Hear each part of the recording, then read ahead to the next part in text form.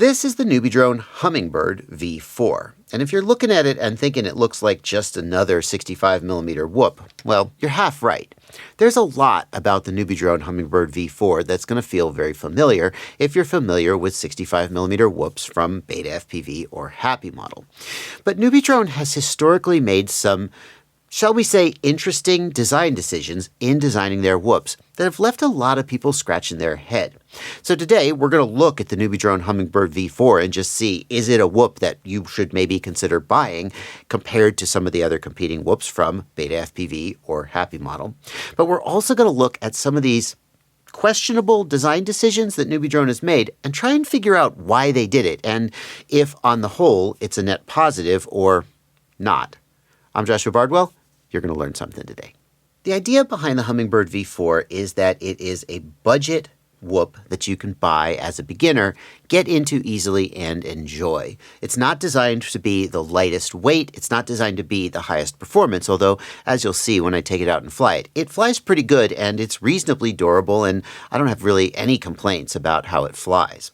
The frame is the NEWBEEDRONE Cockroach frame, and I actually think NEWBEEDRONE has in the past had a lifetime warranty on this frame, although I'm not 100% sure whether that applies to this specific quadcopter or not.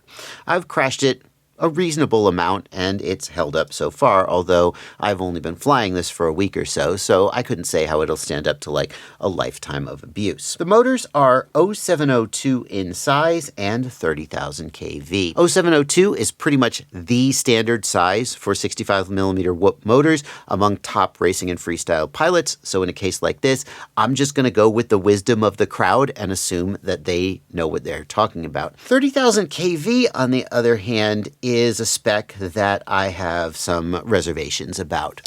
The quadcopter flies great, and a higher kV motor is going to give you more power, more thrust, more responsiveness. In fact, we even see some pilots going to even higher kVs, as high as maybe 40,000 kV, I think is the highest that I've ever seen. But the trade-off there is that the higher kV motor spins at a higher RPM, works the prop harder, and is harder on your batteries. A lot of people would say that a beginner-focused quadcopter would be better with a lower kV motor to give a little bit longer flight time at the expense of flight performance. Now, I already told you I don't have any problems with how this quadcopter flies. I'm actually really happy with it, so maybe I shouldn't complain too much. And I didn't really have a lot of complaints about the flight time. I got about 3 minutes of flight time. Granted, that's on one of the best whoop batteries you can buy today, this Nitro Nectar Gold 300 milliamp hour from NEWBEEDRONE. It's not specifically the Nitro Nectar battery that's so good, but the cell that they use, the cell that they relabel, is a square cell type. Well, I've got another video about why these batteries are so good. What I want you to take from this is that NEWBEEDRONE isn't the only one who sells them, and so any of these square cell batteries are they're like 2 or 3 times as expensive as the alternatives, but they outperform them by a mile.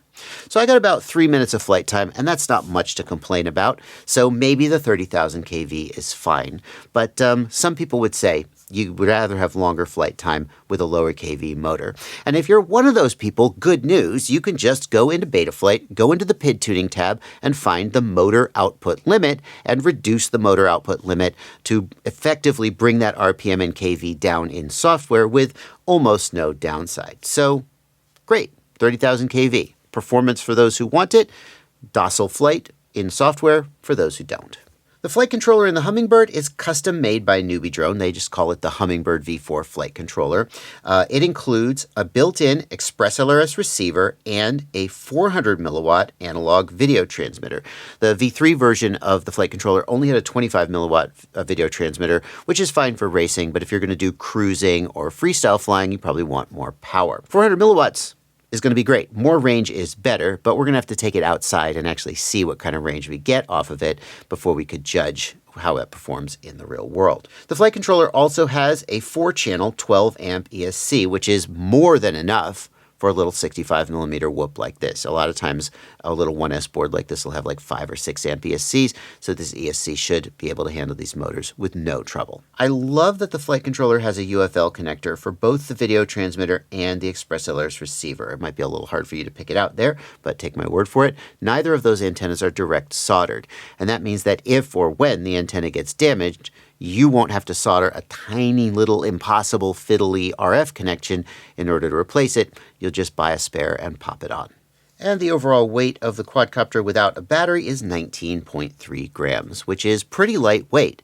In fact, once upon a time, that would have been a high-performance racing spec, but these days, that's actually pretty typical, and the high-performance racing whoops are closer to 16 or 17 grams. It's fine, though. It flies pretty good. I'll show you in a second. Let's start off with some race-style footage. I've set up some gates here in my basement, and I'm going to just rip around a little bit and see how it handles. And overall, I'm actually really happy with how this quadcopter flies. Like, it's not as if I had a race timer set up and was timing to the tenths of a second comparing to other quadcopters. Like, would I have flown better with one that was closer to 16 grams than to 20 grams? Maybe so. But overall, I'm really happy with how this flew. And the number one indicator of that to me is how long it took to get comfortable flying in acro mode, which I'm doing right now, around this little room with these little gates. This is like my fifth or seventh pack roughly. And my first pack, I was absolute garbage. I was all over the place. I'm not even going to show it to you. And I actually put it in angle mode and thought, what is wrong with me? But here you can see, I mean, like, obviously I'm not the fastest guy in the world, never have claimed to be, but I'm relatively comfortable whipping around here, just playing with these race gates. So I would say, okay, well, having said that, I crashed. I would say overall, the flight characteristics, handling, etc. of this drone are better than average. Not the best in the world, but that's not what it's intended to be. Now we come to the first one of those decisions that NEWBEEDRONE made that leaves some people scratching their head. This quadcopter comes with a PH 2.0 battery connector, and it's a pretty good quality one. It's nice, solid plastic. A long time ago, NEWBEEDRONE came out with this connector to solve the problem that the PH 2.0 connectors were flimsy plastic and you could accidentally plug the battery in backward, even though the battery technically has a tab that should prevent that. So it's a good connector, but it's not the best connector. PH 2.0 connectors have objectively a higher resistance. It has to do with the design of the connector, the size of the pins, I don't know exactly. But basically what that means is that you get more voltage sag, more voltage loss and power loss in the connector itself, especially as you go to pull more current, such as with these 30,000 kV motors. PH 2.0 connectors are out. Nobody is seriously running them on any kind of high-performance mini-quad. And frankly, you need all the performance you can get because these little batteries, even the best ones, are struggling to give the kind of current that the quadcopter needs. So the standard today is either a BT 2.0 connector that you see here on the left or an A30 connector that you see here on the right. And those connectors have objectively lower resistance and less power loss and better performance. Basically, you get longer flight time, more power. They're just better in every way. And some people would say the BT 2.0 connector comes with a downside, and it is that you have to license it from Beta FPV. You literally have to pay them some amount of money to buy the connectors from them. And the same is true for batteries with a BT 2.0 connector on them. Every battery you see with a BT 2.0 connector, the manufacturer paid a little bit of money to Beta FPV. In the past, we've looked at the numbers, and it seems like it's about an extra $1 per battery. So if you didn't want to use BT 2.0, that's okay. We could see the argument there, but there's no reason not to use the A30 connector. And you can see here that the A30 connector is actually compatible with BT 2.0 batteries. So even though there aren't a ton of A30 batteries out there, BT 2.0 batteries are plentiful, and this whole thing would be way better with almost no downside if they had just put a BT 2.0 connector on here. So when we fly the quadcopter, as we take off, we see a little bit of voltage sag, and I found it to be pretty manageable. I didn't find, in the old days, like the minute you took off, you'd be seeing low battery after 20 seconds of flying and you'd be at 3.5 volts. It's not like that, especially with these excellent batteries. But it could be better with almost no downside, and it's kind of confusing that NEWBEEDRONE has made this decision. Well, I can see the battery voltage is getting down to like 3.4 volts, so let's talk about flight time and voltage sag. I'm getting about 3 minutes of flight time on a single battery, flying it down to right at 3.0 volts, just running the batteries to the ragged edge. And that's pretty much what you have to do with these little 1S 300 milliamp hour batteries. It's not a criticism of this drone or these batteries, which are excellent. but I would be getting more flight time if we had a better battery connector. The voltage sag can be approximated by how much the battery recovers after you stop using it. And so we stop at 3.0 volts. These batteries are coming back up to 3.5 or even 3.6 volts, which is a lot of sag. And if these weren't really, really excellent batteries, basically the best little 1S. Ooh, I'm getting fast here. Wow, good job, Bardwell. Sorry, I distracted myself. If these weren't like the best 1S batteries you can buy, we might blame the battery, but they are. This is the PH 2.0 connector, 100%, and I wish it were better. But it's not a deal breaker. As long as we're cataloging weird decisions that NewBeeDrone made that make you scratch your head, let's take a look at the motor connectors. These motors are plugged into the flight controller. The flight controller does have solder pads for the motors if you prefer to direct solder them. And if you're trying to get the most performance out of this, you would cut those plugs off and direct solder the motors. But I don't blame NewBeeDrone for using plugs, especially on a beginner-focused drone. If a beginner has to change a motor, they're going to be really glad that they can just screw it on and plug it in. But the complaint is with the plugs themselves. I don't remember the name of the plugs that NewBeeDrone uses for their motors. And I also don't remember the name of the plugs that every other whoop board uses, but the takeaway is that NewBeeDrone plugs are different. And that means that if you wanted to put some motors from any other manufacturer on this drone, then you'd have to direct solder them. You couldn't plug them in. And that's a little frustrating. The plugs that NewBeeDrone uses are smaller, so they take up less space on the PCB, and maybe that's the reason they do it. I don't know. We're going to try and get answers later in the video. But it is another pain point that people who buy NewBeeDrone quadcopters sometimes struggle with. I do really like the solder pads here on the motors. A common way for these motors to get damaged is that the wire gets yanked or something like that. And on other motors, that would basically just be the end of the motor. But theoretically, if your wire gets damaged, you can just solder on a new wire using these solder pads, and that's pretty cool. Well, I wouldn't be doing my job as a reviewer if I didn't give you some freestyle footage, and even though I am no infinity loops, being able to do tiny whoop freestyle in a tiny room like this, I gave it my best, but will acknowledge that you speak for itself. And as far as it goes, I am pretty happy with how it handled. It did take me a minute to adjust to the different handling characteristics of a little whoop, but once I learned to get on the throttle a little bit more aggressively, I was able to do some little flips and rolls and, whatever. I was actually pretty happy with how it performed, especially... I'm not even sure I ever got that power loop. I kept trying to do that power loop, and I thought I went through a couple times. Maybe here in the replay, we'll see if I actually pull off the power loop or if I just keep missing. See, did I go through there? Tell me in the comments if you think I went through the gate or if I missed the gate. I was pretty happy with what I was able to do with this in terms of freestyle, given the amount of practice packs that I had, which was, I'm not going to tell you how many it was, but suffice it to say, I didn't spend 30 hours warming up on this quadcopter before I recorded this. So I was pretty happy with how it performed. Now, did I get it? I can't even tell if I got it. I'll tell you what, let's do. Let's take it outside and see how it performs in an outdoor environment. No, a 65mm whoop is not made for an outdoor environment, but it's made for this. Ooh, yeah. This is toward the end. I really felt like I was starting to get that little 65mm whoop, zippity, zoopity, zoopity, indoor stuff. And then it crashed. Let's go outside. Oh God, then I crashed. And the camera has a down tilt because it's not secured. You see how it's tilted down? Yeah, that's gonna come back to haunt us. Here we are outdoors, and for the record, I'm turning the video transmitter up from 25 milliwatts to its max power of nominally 400 milliwatts. And the very first thing we're gonna do is take off and sort of fly to the end of the yard and see what kind of range we get. We really shouldn't have any problem with the Express LRS link, and I didn't. The Express LRS link stayed solid everywhere you see me flying here.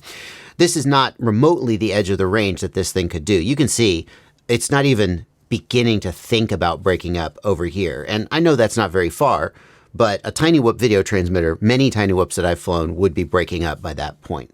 Here we're going to fly behind this little cabin that's in my yard, and we would expect to see breakup there, and we do, but it's still pretty freaking manageable, honestly. I feel like the performance of this video transmitter is better than average for a whoop. Let's just say that. The camera, though, yeah, well, for every compliment, we also have to give it a criticism. And the camera is I mean, you're looking at it. It's not very good. It's kind of muddy. The highlights are really blown out.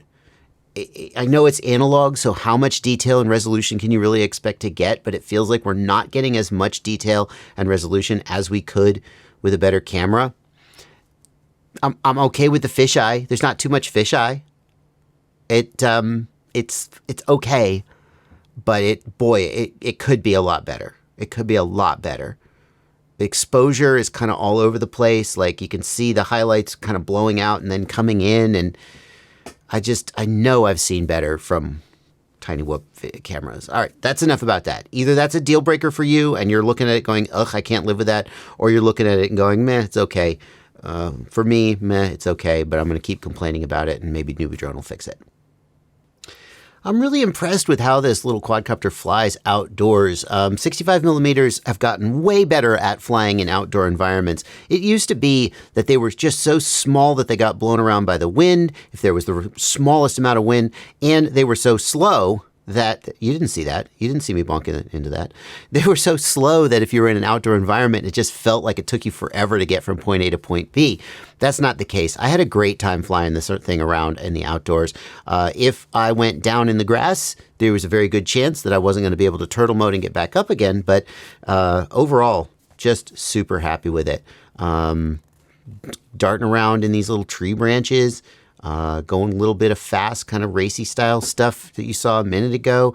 Not so much for like big punches over the trees. That's not what whoops are good at. And I think right here I get just a little bit overextended. And oh, yeah, right there. I knew that was coming. I try to kind of pop over the tree and flip over and float, and it doesn't float because 65 millimeter whoops don't float. But overall, very, very happy with how this thing flies outdoors doing this kind of stuff as well. Ooh, yeah, buddy. Yeah, buddy. Yeah, buddy. Super happy.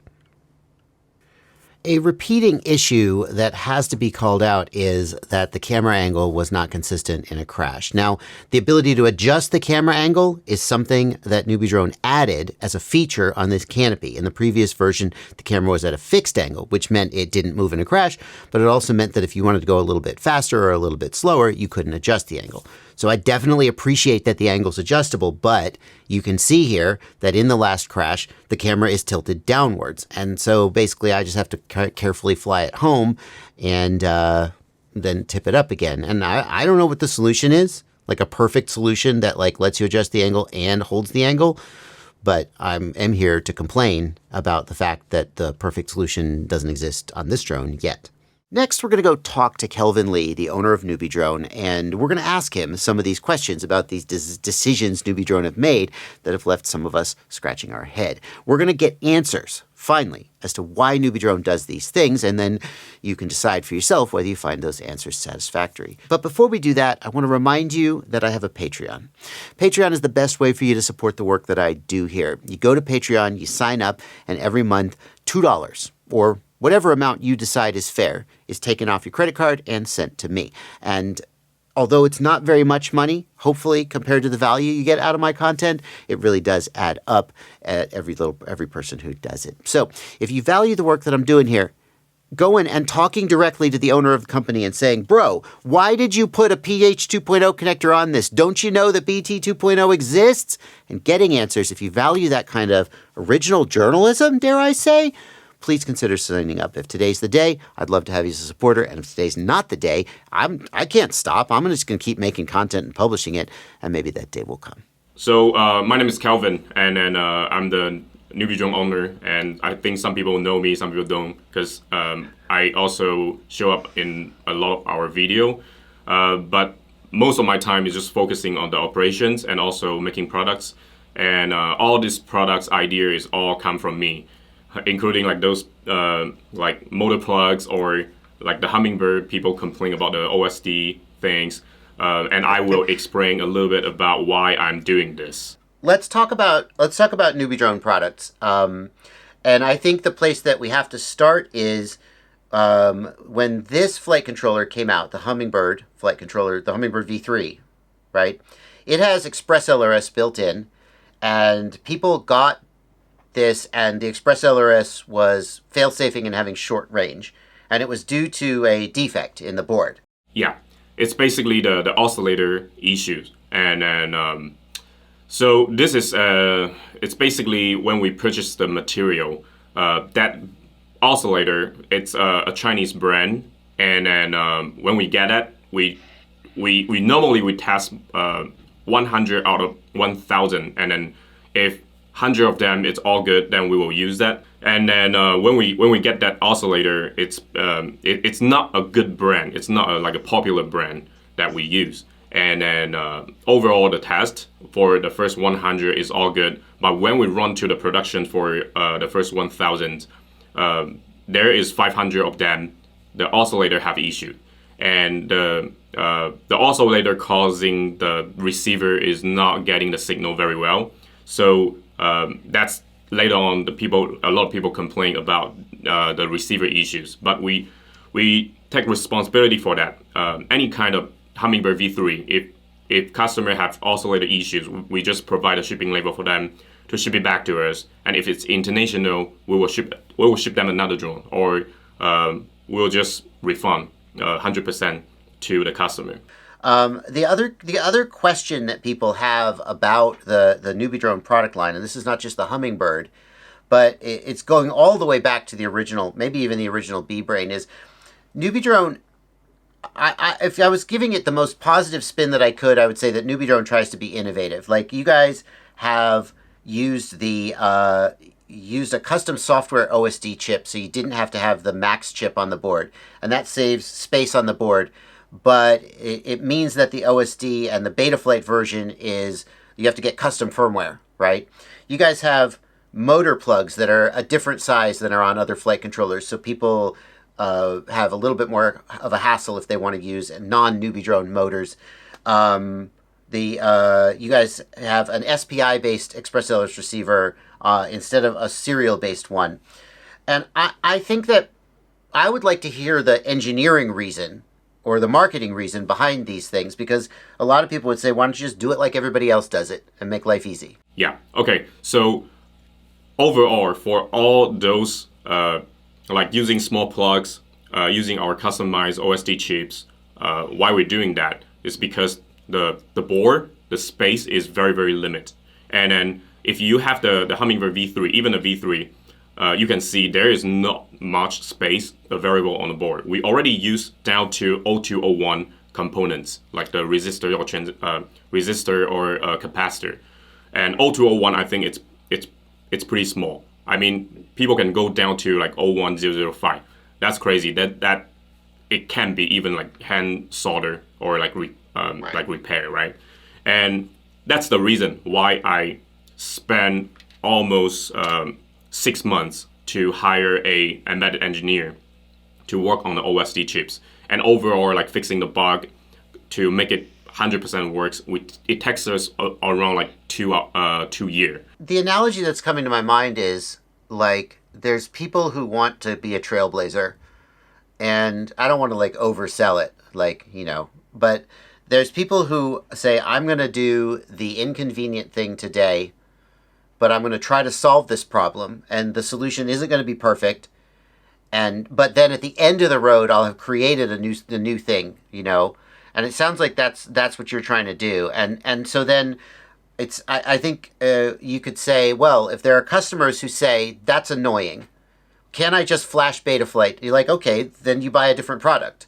But if there are customers who value that today and or want to support it, then those are the people you're really trying to communicate with and sell to. Yeah. So here is another thing. I think for each single drone, even you just build up your own 5-inch and you flash the Betaflight firmware with the default setting, it will fly, right? But it's not as good as a tuned, like perfectly tuned one. And for doing the customized firmware, the other things is we can add our tune to the file, and we basically write that to the EEPROM inside the flight controller. Even people mess up the setting, they can just easily click reset to get everything back. Compared to other competitor or like other brands drone, they have to do a CLI dump, right? And it's very annoying. I have this frustration so many times. People get a drone, they get a bind and fly drone, it's pre-configured from the factory, and then they screw up the configuration and they hit the reset button, and it resets it to the Betaflight defaults, which don't work. And when I released the JBF7 flight controller, I wanted to customize a whole bunch of stuff. I wanted to have a custom OSD, I wanted to have all these custom settings. And the Betaflight developers, and I'm not mad about it. They have their policy for whatever reason, but they said you can't do that. They only want hardware-specific things to be in the default, so that when, and I was like, well, can't we just push reset to defaults and have it restore a useful configuration? No, they won't let you do that. So I'm kind of on your side about this one. Like, I'm annoyed that I can't just go flash from the Betaflight configurator. I have to go to NewBeeDrone's website and download the firmware.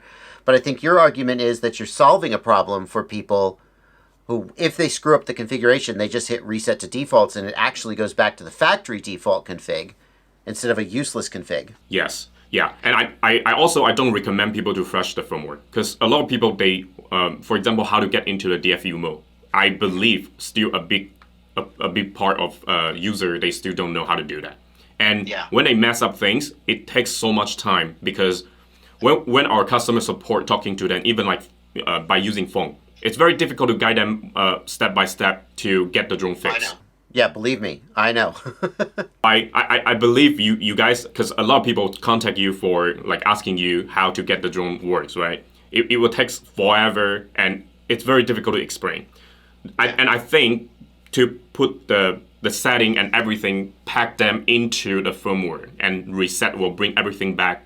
It's the best options, in my opinion, based on the customer support. This is why doing a customized firmware and only be able to download from our website, because that's the only way that we can provide the firmware. Why PH 2.0 and not BT 2.0? Or what's the other one? A30. Why not A30? I know, it's better, but when we're doing this video, I actually have another plug. I cannot show you right now because it's not 100% ready. We are doing the production of the battery right now. And that plug, I can tell you the name, is called NX69. And that plug, compared to the BT 2.0, is 30% more performance increase. Yeah. I know why you don't want to do BT 2.0. I think it's because it's beta FPV product. You don't want to promote their plug and do their licensing. So fine, but A30 is an open standard, right? Why not A30? You make a whole new standard. It's actually for the V4. It's just cutting on the time that we are about to release the new battery, the NX69. And why I still use this solid plug pin in here, because the NX69, it can work on this. So the idea is that the NX, in the same way that the A30 plug is cross-compatible with the BT 2.0 battery, the NX69 plug is going to be cross-compatible with PH 2.0 battery. Yes, and even with this plug, with the NX69 battery, the performance is equal to the BT 2.0. Okay, you got me. See, I was about to be annoyed because I'm like, why are you making another standard that no one wants to buy all new batteries? But if you can use your existing PH batteries with it, okay. And I totally believe if I want to make something to replace the top battery on the market, it have to be at least 30% more increase on the performance.